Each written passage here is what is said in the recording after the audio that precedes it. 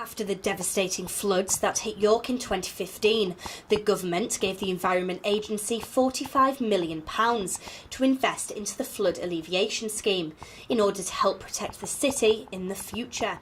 We secured £45 million to improve flood protection to 2,000 properties across York by 2021.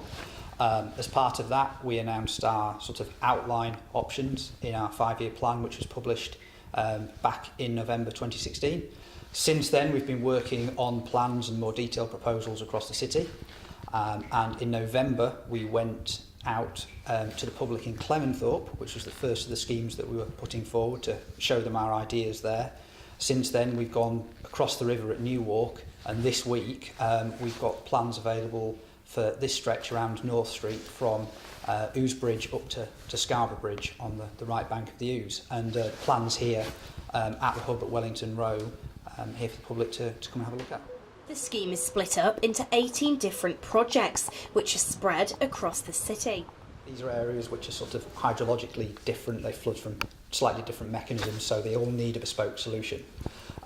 So as I say, we've been out to speak to the public in 3 of these flood cells so far, and we will continue to go through the rest of them over this coming year as we start to move forward on the project. So how exactly will these proposed plans protect against flooding? We're looking at, in the city, at a range of sort of new flood walls and flood gates, embankments. It's things like that through the city.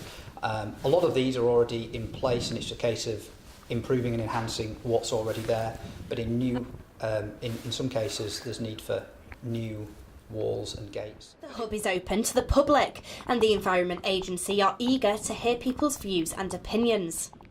It's very important. York's a very important city, it's a very historic city. We need to ensure that whatever plans we bring forward are in line with what the public want, and we can get buy-in from across the city in order to get this scheme moving forward.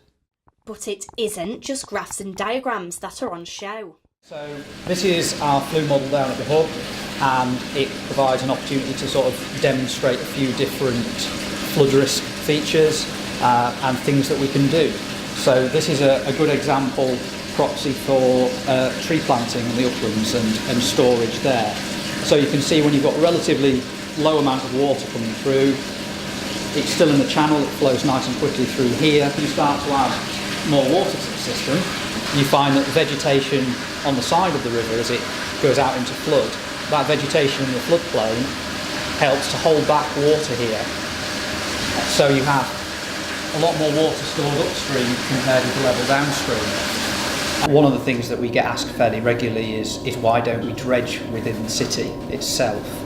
And I think this is quite useful to demonstrate why that in itself doesn't make a great deal of difference to the flood risk, and isn't the most useful thing we can do to reduce the risk within the city. So what you can see here is the impact that the bridges have within the city. So these constrict the flow and have quite a big impact. So we see downstream of each of the cities, each of the bridges within the city, we see a different flood height. So if you look upstream of the first bridge, you have a water level up here, and downstream it's here. And mark that up again. And in the bottom between the bridges here, we have this to sort of demonstrate some bed material or silt that might be within that location. So if we were to dredge this system and take all of this material out, we can run the model again and show the difference that has. With the same flood flow going through again, we marked up the heights up and downstream of the bridges before, and taking the material out of the bed of the river there in York hasn't made any difference at all to the levels anywhere up or downstream. And that's because some of the other factors in York, such as the bridges and the tidal impact downstream, have much more of an impact on levels than any material within the river itself. With the 5-year plan getting underway, the flood alleviation scheme isn't going to stop there. What we can do in the next 5 years is try and better protect 2,000 properties across the city. That is short term. If we think about the impacts of climate change, etc., we will see, and we are seeing, an increasing risk to the city. So we need to work not just within the city boundaries, but also upstream, doing slowing the flow projects and some natural flood management, and looking at further storage options in order to reduce the amount of water that's coming through to the city in the future. The hub is just by Lendal Bridge on Wellington Row and is open to the public on Monday, Wednesday and Thursday for you to have your say on York's future.